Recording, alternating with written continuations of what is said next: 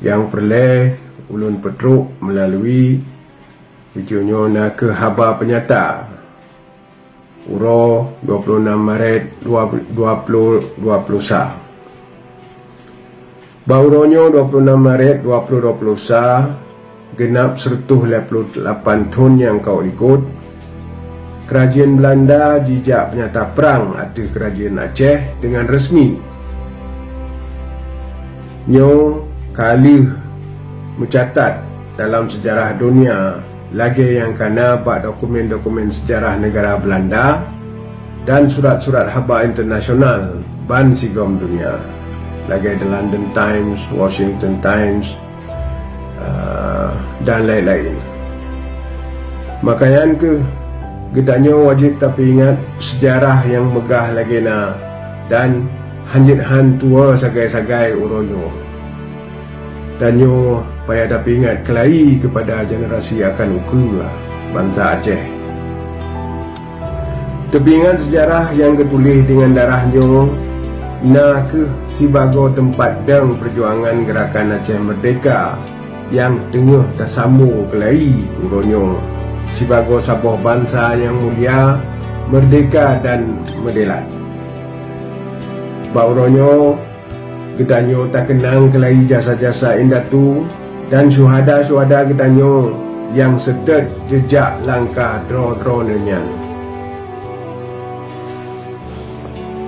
Sabuh bangsa yang kedepu sejarah dro akan tetap kemah hudib sebagai sabuh bangsa yang mulia, bermartabat dan sampai siap bersambung wud sucinyo yang kagak pelemah contoh oleh endatu yang ditulis sejarahnya dengan darah.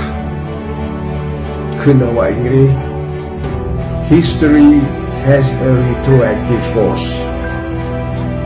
Mana je sejarah na kekuatan penghudip kelai semangat sabuh-sabuh bangsa.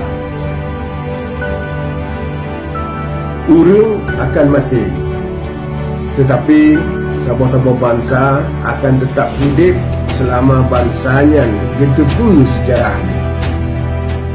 Jid kemaju dan jid bersurut menurut wadah dan keadaan.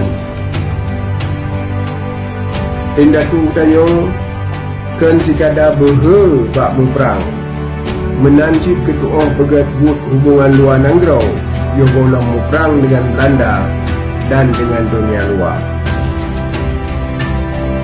Nyo Bandung na bukti dalam buku-buku sejarah yang kamu tulis di awak luar Nangrau dan menancip yang akan ditulis di almarhum Paduka Yang Mulia Wali Negara Aceh Tengku Cik Dijiro Hassan Muhammad sebagai dasar perjuangan yang tak sambung Cino buh secara damai atau secara perang. Uronyo ke 16 tahun kata damai, tapi hasil yang tak harap hana merata dan dia yang hana dipukul. Malah na yang dikhianati oleh pemerintah. Makanya di Gedanyo Bandung wajib saban-saban tamu muhasabah dan minta jalan yang senegat-negaji dengan tamu sabuh draw dan tak pegang jemaah dan tamu doa bak porta Allah guna pelemah rauh jalan yang jeroh